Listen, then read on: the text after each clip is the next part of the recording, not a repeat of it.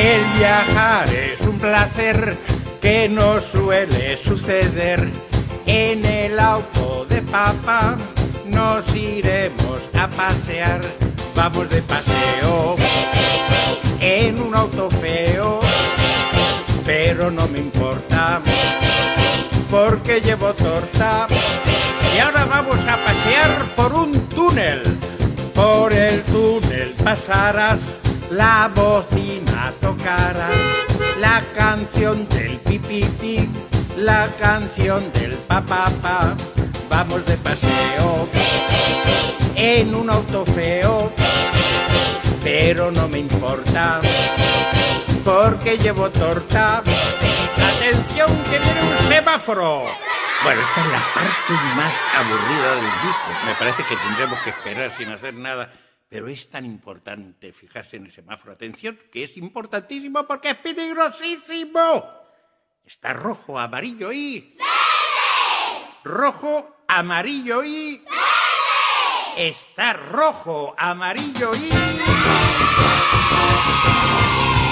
El viajar es un placer que no suele suceder. En el auto de papá nos iremos a pasear. Vamos de paseo en un auto feo, pero no me importa porque llevo torta. Atención, que entramos en la zona donde hay curvas. El viajar es un placer que no suele suceder.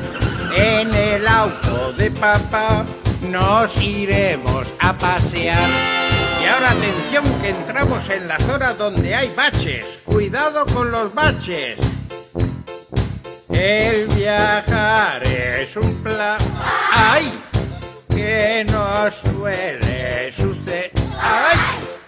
En el auto de papá nos iremos a pasear. ¡ay!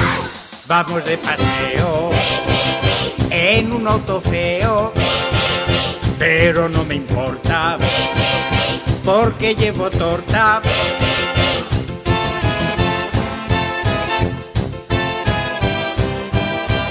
Y este es un coro especial de mis niños de 30 años. Vamos de paseo en mi coche nuevo.